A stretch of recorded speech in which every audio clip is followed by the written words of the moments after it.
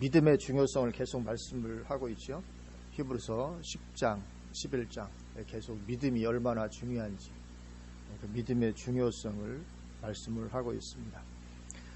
그런데 우리가 잘 아는 대로 고린도전서 13장 13절을 보면 그런즉 믿음, 소망, 사랑 이 세 가지는 항상 있을 것인데 그 중에 제일은 사랑이라 그렇게 말씀을 하죠. 믿음, 소망, 사랑 우리 기독교의 핵심 세 가지 가치인데 그 중에 제일은 사랑이다. 그러면 믿음이 사랑보다 못하다는 말인가? 언뜻 그렇게 보여지기도 하죠. 그러나 이 말씀은 그런 말씀이 아닙니다. 믿음이 사랑보다 못하다 그런 것을 말씀하는 것이 아니고 믿음이 사랑으로 완성되는 것이기 때문에 사랑이 제일이다 그렇게 말씀을 합니다. 믿음이 출발점이죠. 믿음이 사랑으로 완성이 되게 되는 것이죠. 처음부터 사랑한 사람이 어디 있겠습니까? 하나님 사랑한 사람이 믿음으로 출발해서 이제 하나님을 사랑하는 것으로 그 믿음이 완성이 되게 됩니다. 그렇기 때문에 다른 말로 하면 믿음 없는 사랑은 또 아무것도 아닌 것이 되죠. 믿음 없는 사랑 그건 박애주의에 불과한 것인데 그것은 하나님 앞에 아무 의미가 없습니다.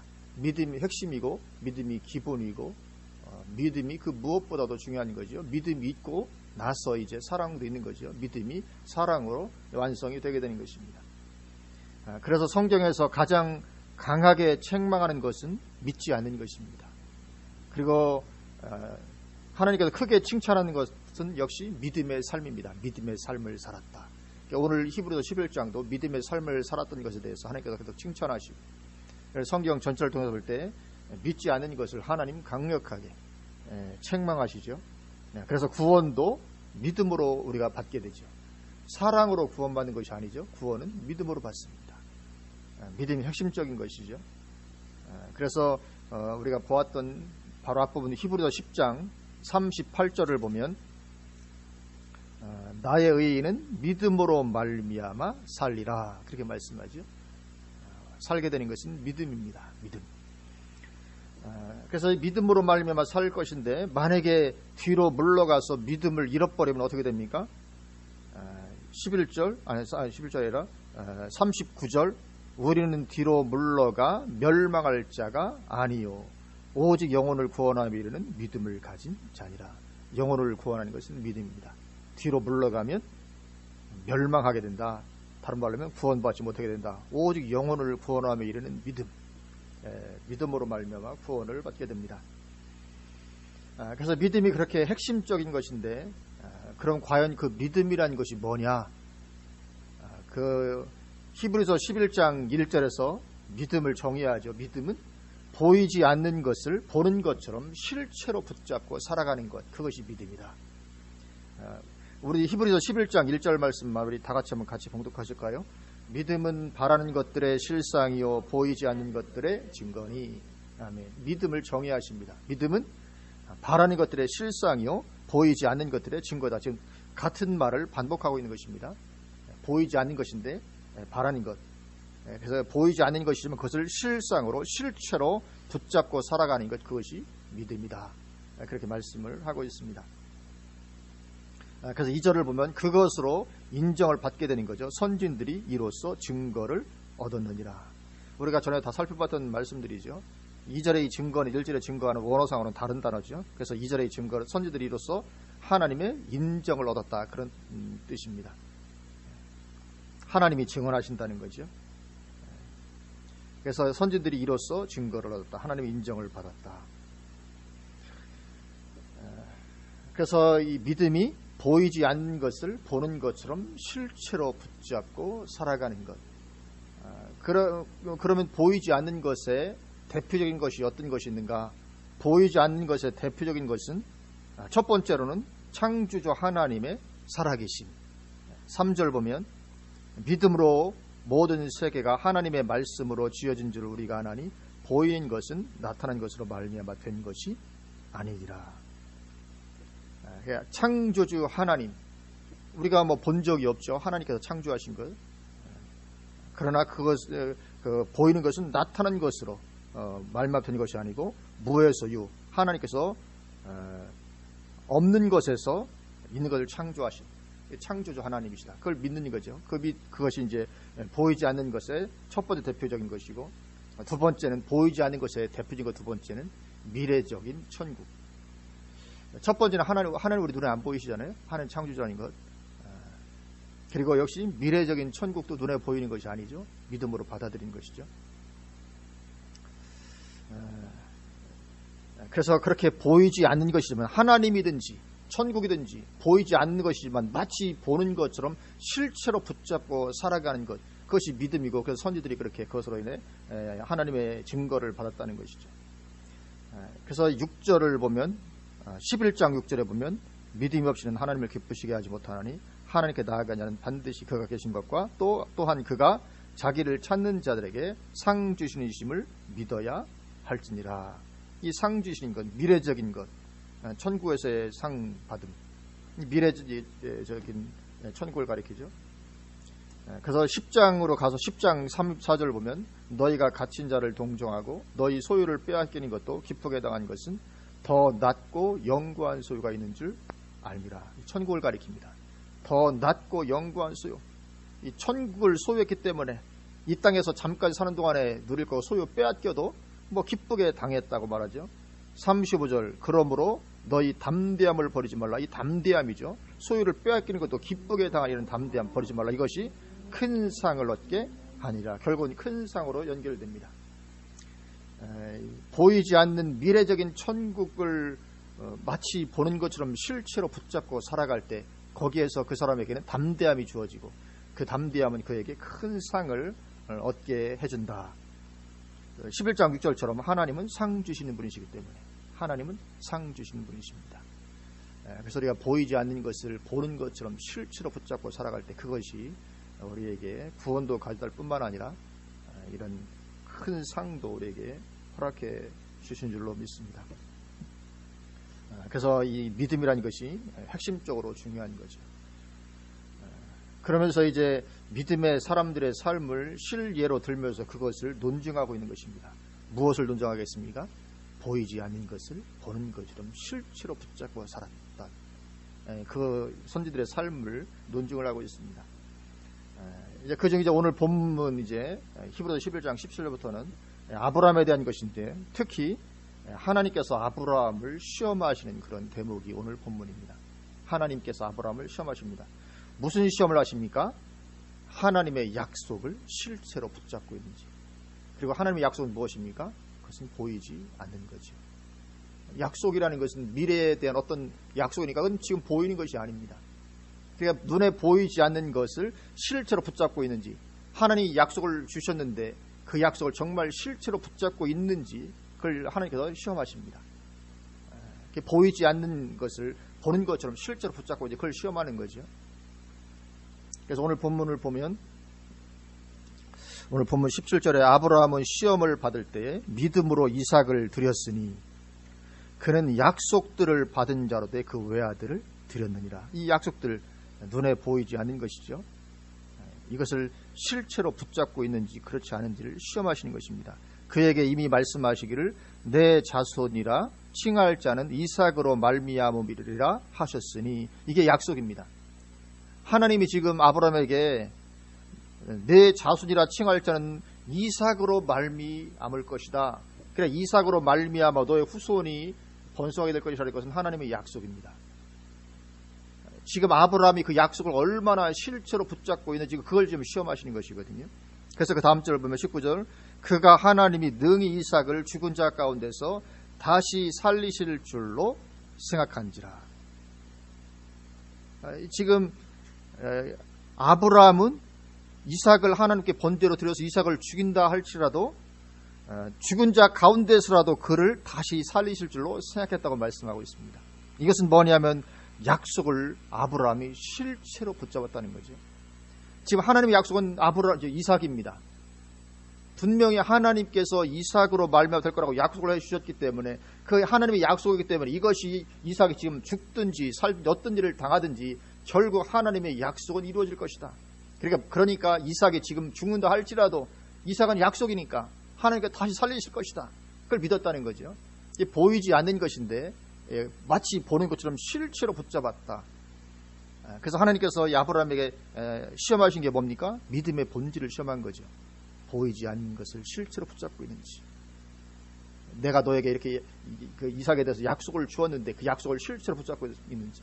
만약에 아브라함이 하나님의 약속을 실체로 붙잡고 있지 못했다면 자기 아들 독자 이삭을 죽이라고 했을 때 그의 인생은 무너져 내리는 것입니다. 그의 마음은 무너져 내리는 것이죠. 이제 끝났다. 끝장났다. 하나님의 약속이고 뭐고 내 미래고 아무것도 없어지는 거나 이런 어떤 가운데 들어갈 수 있는 거죠. 그러나 아브라함은 그 실체를 붙잡고 하나님께서 약속하신 것이니까 분명히 이것은 어떤 식으로든지 내 이성적인 계산으로는 이삭이 죽으면 끝날 것 같다 할지라도 그래도 하나님은 하나님이시다. 하실 수 있다. 죽은 자 가운데서 살리실 수 있다. 그렇게 보이지 않는 약속을 실체로 붙잡았고 그것이 하나님께서 그를 믿음의 사람으로 인정하신 그런 것이 되니 넌 정말 나를 믿는구나. 그래서 하나님께서 오늘 그 아브라함을 시험하시는 그런 장면인데 그런데 하나님은 아브라함만 시험하시지는 않죠. 하나님은 사람을 다 시험하십니다. 그리스도인들을 특별히 정말 믿음이 있다고 생각되는 그리스도인들은 다 시험하십니다. 하나님께서. 그래서 우리에게도 심지어 불같은 시험이 온다고 베드로 사도도 말을 하고 있죠. 하나님은 우리를 시험하십니다. 때로는 불같은 시험을 우리에게 허락하십니다. 그리고 그렇게 우리를 시험하시는 그 시험의 중요한 목적 중 하나는 무엇이냐면 아브라함과 동일하게 약속을 실체로 붙잡고 있는지 그것을 시험하십니다. 아브라함 시험했던 것 하나님은 어제나 오늘이나 동일하신 하나님이십니다. 아브라함에게 시험했던 거 우리에게 똑같이 시험하십니다. 너 정말 그 약속을 실체로 붙잡고 있느냐? 그걸 시험하시는 거죠. 그래서 다시 살리시리라는 믿음을 가지고 있는가? 그걸 하나님 우리를 시험하십니다. 그것으로 이제 우리의 믿음을 평가하시고 테스트하시는 거죠. 그래서 이 약속이 주어지고 약속을 테스트하시는데 그렇다면 우리에게 주어진 약속들은 그럼 뭐가 있는가? 하나님 그걸 가지고 테스트하시는데 우리에게 주어진 약속. 첫 번째는 하나님께서 내 인생을 책임지시겠다는 약속입니다. 이 약속이 주어져 있죠. 하나님은 우리 인생을 책임지십니다. 이 약속이 주어져 있습니다. 대표적인 구절이 마태복음 6장이 있죠. 우리 마태복음 6장으로 한번 잠깐 가보실까요?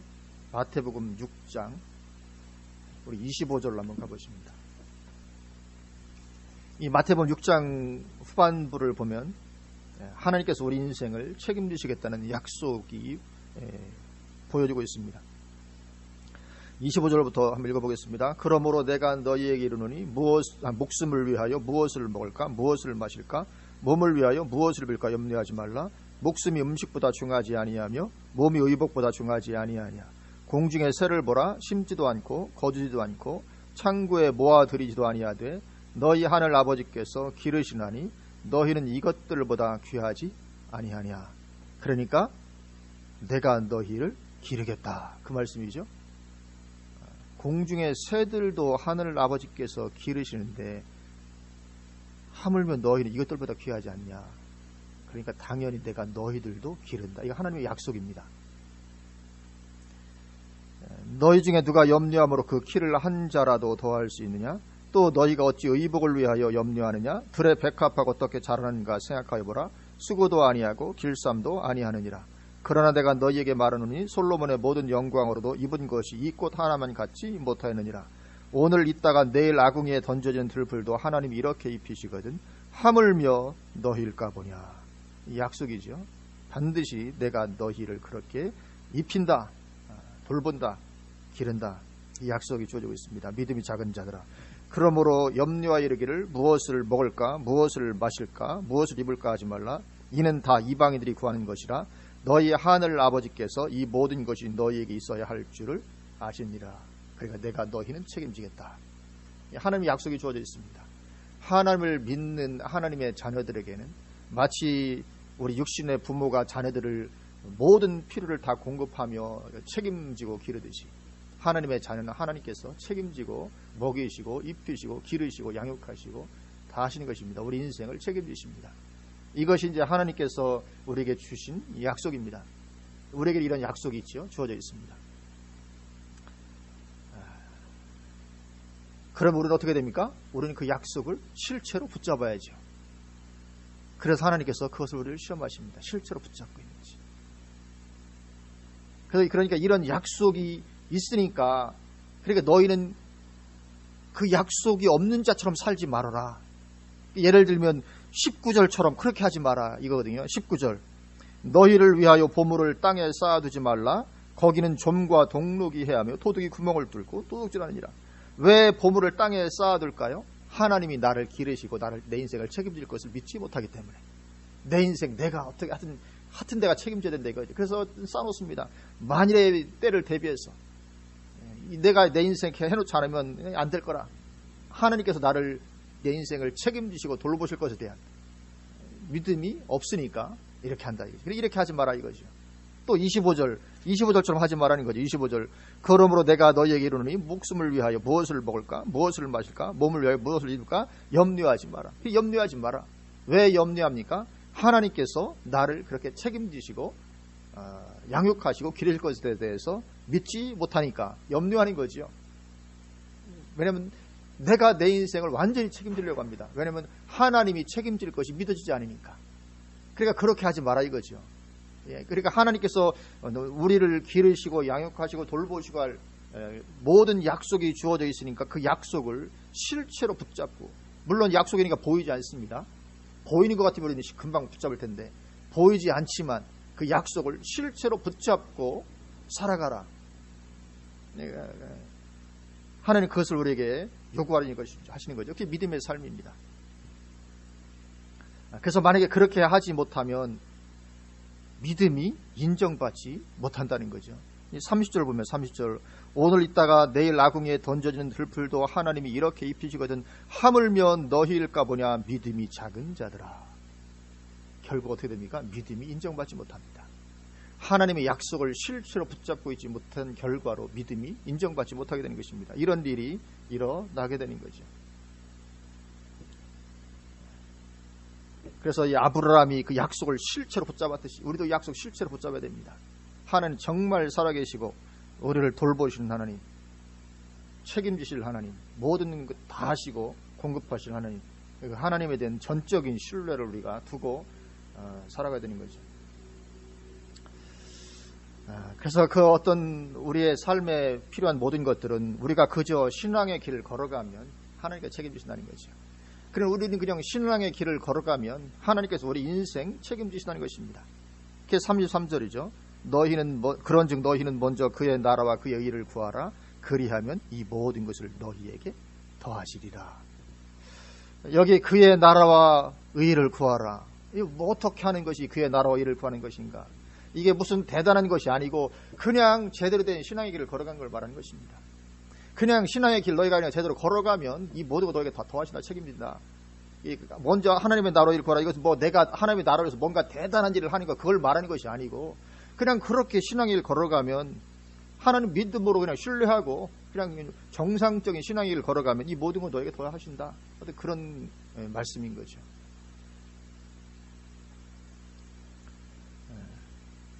우리에게 주어진 아주 중요한 약속이죠.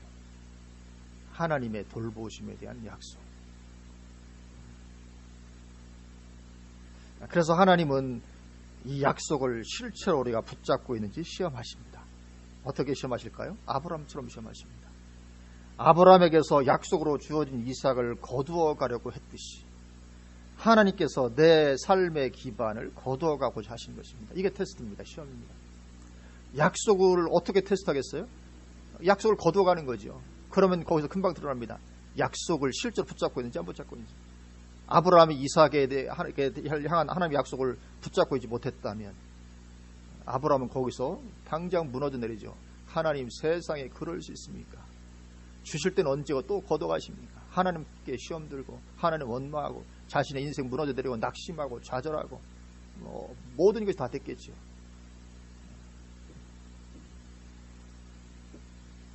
그래서 약속을 거두어 가시는 것, 그것이 하나님의 테스트입니다. 시험입니다. 결국 이제 우리의 삶을 돌보시라는 하나님의 약속을 어떻게 테스트하시겠습니까? 우리 내 삶의 기반을 거두어 가고자 하신 것으로 테스트하시는 거죠. 그래서 사도 바울에게도 이 시험은 예외가 아니었습니다. 누구에게도 예외가 아니죠. 우리 고린도 후서로 한번 가보실까요? 로마서 다음에 있는 고린도 전후서, 고린도 후서 1장, 고린도 후서 1장 8절 9절 이렇게 말씀하십니다. 형제들아, 우리가 아시아에서 당한 환난을 너희가 모르기를 원하지 아니하노니 힘에 겹도록 심한 고난을 당하여 살 소망까지 끊어졌다. 삶의 기반이 완전히 무너져 내린 거죠. 우리는 우리 자신이 사형 선고를 받은 줄 알았으니, 살 소망 끊어지고 마치 사형 선고 받은 것 같고, 야, 내 인생 여기서 끝장이구나 이제. 다른 말로 하면 삶의 기반이 완전히 무너져 내린 그런 가운데 들어가게 됩니다. 이제는 죽었구나. 거기에 이르기까지 하나님이 거두어 가십니다. 그러니까 이 사도 바울에게도 하나님께 다 거두어 가신 거거든요. 완전히 그냥 이제 내 인생에서 끝인가 보다. 살 소망까지 완전히 할 정도로 거기에 이르기까지 하나님께 다 거두어 가십니다. 이런 시험이 누구에게나 다가오죠. 그래도 우리에게도 다가오는 이런 시험 앞에서 우리는 아브라함처럼 죽어도 다시 살리시리라, 거두어 가셔도 하나님이 약속이 거기에 있으니까 다시 회복시켜 주시리라, 다시 살려 주시리라, 그런 믿음을 우리도 가져야 되는 거죠. 삶의 기반 다 무너져도 하나님께서 다시 살리실 수 있다는 믿음을 우리는 가져야 됩니다. 그러면 그 믿음대로 되는 것이죠. 그 믿음대로 됩니다. 성경에 보면 그렇게 하나님께서 시험하신 경우가 너무나도 많이 나옵니다. 예를 들면 다윗도 그런 시험을 겪습니다. 다윗도 자기를 죽이려고 하는 사울을 피해서 광야에 도망가게 됐을 때 어떻게 됐습니까? 삶의 기반 다 무너졌죠. 아니, 한 나라의 왕이 나를 죽이려고 찾는데, 그래서 광야에 도망가 있는데 삶의 기반은 다 무너진 것입니다. 남아있는 것이 딱 하나 있습니다. 뭡니까? 너는 왕이다. 그 하나님의 약속입니다. 하나님께서 다윗에게 기름을 부어서 기름 부음 받은 후에 도망가게 됐는데, 너는 왕이다. 앞으로 왕이 될 것이다. 다윗이 붙잡을 수 있는 것은 그 하나밖에 없습니다. 나는 왕이야. 왜냐하면 난 기름 부음 받았고 하나님의 약속이 있다. 다윗이 붙잡을 수 있는 것은 오직 그 약속 하나입니다. 그리고 다윗은 그 약속을 실제로 붙잡습니다. 마치 보는 것처럼. 그걸 어떻게 할 수 있습니까? 다윗이 낙심하지 아니하고 사울 왕을 죽일 기회가 있었는데도 불구하고 죽이지 않으면서 하나님께 다 맡깁니다. 기름 부음 받은 내가 죽였습니다. 하나님께서 하나님의 때에 하실 것이다. 그 믿음을 가지고 승리 나가죠.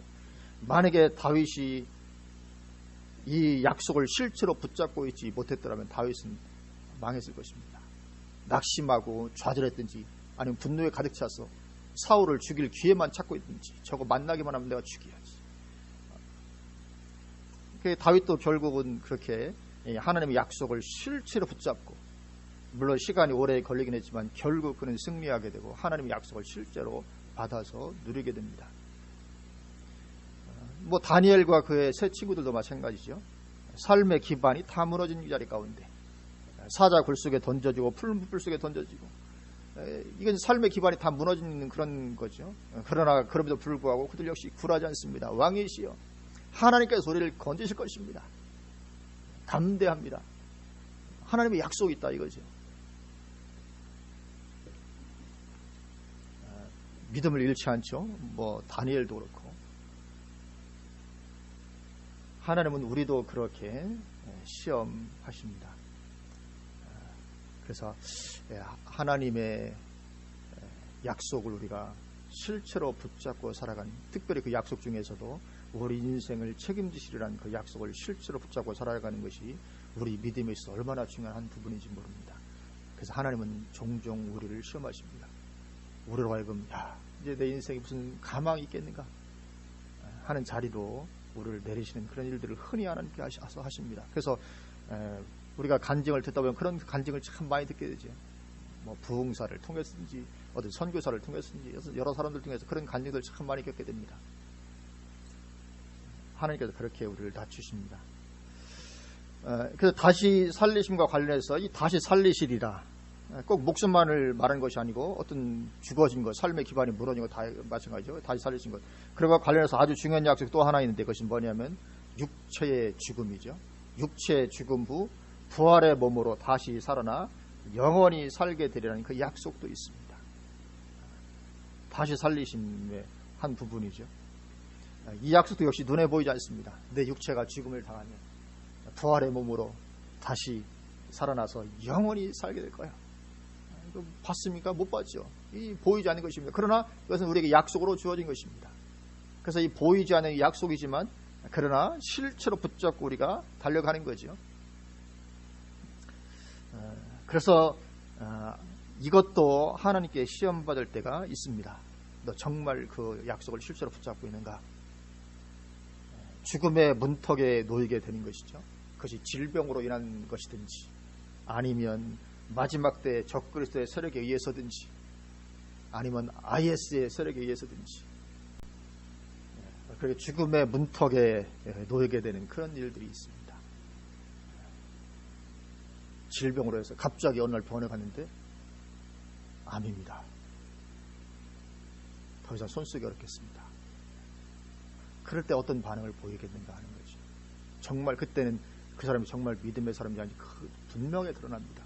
사형 선고 받았을 때. 또 마지막 때 적그리스도 세계에서 이 죽음의 위협을 당할 때, 뭐 요즘 말하면 진짜 IS에 붙잡혀가가지고 막 이렇게 옷을 주황색 옷을 다 입혀놓고 이렇게 칼 들고 이렇게 죽이러 갈 때 영상에서 보는 거죠. 그럴 때 두려워하면 어떻게 됩니까? 무서워, 두려워. 그럴 때 두려워하면 계시록 21장 8절 말씀처럼 믿음이 없는 것으로 드러나기 때문에 천국 백성이 되지 못할 수 있습니다. 두려워하는 자들은 들어가지 못한다. 왜냐하면 약속을 실체로 붙잡지 못하고 있는 것입니다. 약속을 실제로 붙잡는 그게 믿음인데, 히브리서 11장 1절처럼 믿음은 바라는 것들 실상에 보이지 않는 것들의 증거. 그래서 그것을 내가 지금 육체의 죽으면 엄청난 말할 수 없는 영광스러운 미래가 기다리고 있다. 그러면 내가 죽음의 위기 앞에서 내가 말기 선고를 받을 때 무슨 두려움이 되겠습니까? 암 말기 이제 오래 살아야 2달을 넘기지 못하게 되겠습니다. 그럼 어떻게 됩니까? 할렐루야. 드디어 이제 제가 2달만 견디면 천국 가는 겁니까? 말은 이게 정말 믿음의 사람이거든요. 왜냐면 분명히 2달 후에 내가 천국 갈게 믿어지니까. 근데 이것이 믿어지지 않으면 거기서 인생이 완전히 물어내리죠. 마음이 물어내리고 이래 되는 거죠. 그래서 종종 그런 것으로 우리가 시험 받을 수 있습니다. 죽음의 위기가 닥쳐지게 하는 거죠. 그러면서 너 정말 약속을 실제로 붙잡고 있는지 테스트를 받을 수 있습니다. 그래서 마지막 때에도 많은 그리스도인들이 살기 위해서 적그리스도 편에 서고 짐승표 받기도 하고 그럴 것입니다. 배교하는 일들이 있을 것입니다. 왜냐하면 실제로는 안 믿으니까, 이 약속을 실제로 붙잡고 있지 않으니까 그 두려움과 그 무서움 앞에서 배교하고 나 예수 안 믿겠다고 하고 살 길을 찾고 이런 일들을 할 거라는 거죠. 왜냐하면 그것은 약속을 실제로 붙잡지 못하고 있기 때문에, 그리고 그것은 결국은 믿음이 아니기 때문에 그런 자료로 들어가게 되는 일들이 일어나는 것이죠. 그래서 이 매매를 하지 못하게 했을 때 삶의 기반이 완전히 무너지는 거죠. 나에게 재산이 아무리 많이 있어도 매매를 하지 못하게 되는 그 순간 내 삶의 기반은 완전히 무너진 것입니다. 무일푼이 되는 거죠. 그래도 다시 살리시리라는 믿음 가지고 그 가운데로 담대히 들어가는 사람이 믿음 가진 사람입니다. 내 삶의 기반이 뭐였어? 매매를 못하게 돼. 그래도 하나님 길을 내신다, 여신다, 살게 하신다. 그 믿음 가지고 그래도 담대히 믿음으로 나아가는 것, 그 사람이 실제로는 하나님을 믿는 사람이죠. 그리고 그 담대함이 오늘 히브리서 10장 35절 말씀처럼 큰 상을 얻게 하는 것입니다.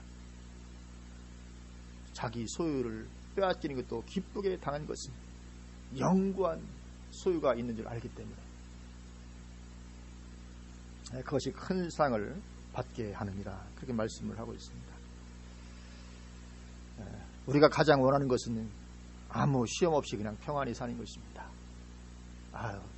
저는 뭐 큰 상 안 받아도 되니까 그냥 아무 시험 없이 그냥 평안히만 살다 죽었으면 좋겠어요. 우리가 원하는 바가 그런 거죠, 사실은. 그러나 그렇게 되지는 않을 것입니다. 하나님 너무나도 잘 아실 때는 너는 내가 꼭 한번 시험을 해야 되겠구나. 그렇게 시험이 없을 수가 없습니다. 학교에서도 다 시험을 보잖아요. 그리고 요즘에는 직장에서도 승진하려면 시험을 치러야 됩니다. 더 좋은 자리 가려면 시험을 통과해야 되는 거예요, 직장에서도. 그래서 우리에게 시험이 없으면 좋겠지만 하나님은 우리를 계속 시험하십니다. 아브라함도 계속 시험 받잖아요. 계속 시험 받고 그리고 나서 이제 이삭 시험까지 받고 나서야 시험이 그치게 되는 자리로 들어가게 됩니다. 그래서 아브라함처럼 약속이 무너진 것 같은 그런 시험 반드시 우리에게도 다가오게 되는데 그때 하나님은 다시 살리신다. 이것 무너져도, 내 삶의 기반 무너져도 하나님 반드시 회복시키신다. 내 생명도 마찬가지고 어떤 것이랄지라도 하나님은 부활의 하나님, 살리시는 하나님, 회복시키시는 하나님, 그 약속 가지고 믿음으로 우리가 승리하게 되시기를 주님으로 축원을 드립니다. 그 기간이 오래 걸릴 수도 있습니다. 하나님께서 우리를 시험하신 기간이 잠깐 시험할 수도 있지만 오랜 기간, 다윗은 사울을 피해서 도망다니는 게 10여 년 피해서 도망다녔거든요. 오랜 시간의 시험이 될 수도 있습니다. 어쨌거나 믿음을 가지고 승리하게 되면 엄청나게 영광스러운 미래, 그 맛을 보게 될 줄로 믿습니다. 아멘. 기도하시겠습니다.